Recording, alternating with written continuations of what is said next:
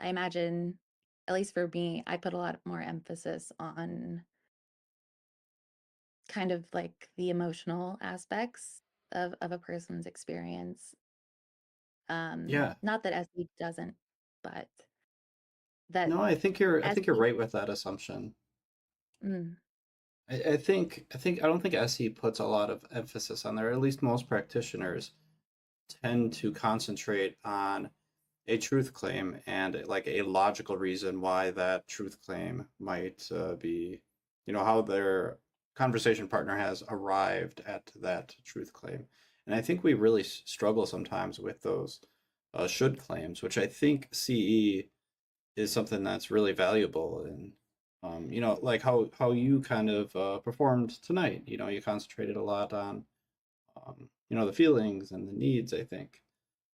And I think there's just a ton of value there. what do you think the value is? I think the value is that sometimes when people determine a should claim, uh, DI should be eliminated, affirmative action should be eliminated. I think that that comes from a value, and that value is being upheld most likely by a need. And I don't Mm. think that there's necessarily a truth claim. Sometimes there is, but I think a lot of the times it's strictly the value and the need. And I don't think straight epistemology, at least how it's being practiced right now by most people, I don't think it gets down that deep. I totally agree with what you're saying. I mean, not that you would know more about the SE aspect, but I do think that, yeah, I focus on the needs because I think if it's almost like what Bear Purple was saying, it's like a band-aid.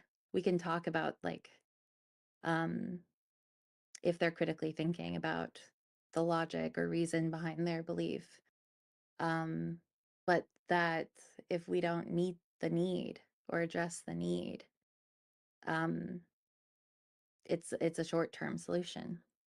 Mhm. Yeah, I think I have a tendency to agree with that. However, I think in certain circumstances, when the value a person has is truth, when they desire truth, when they need truth, I think that that's when straight epistemology really shines. If somebody really wants to know the truth of a situation, I think that's where it's like the perfect situation. It's just like jump right in. That's what this person wants, right? And Ooh. yeah, right? I think I they want I to have wonder that conversation.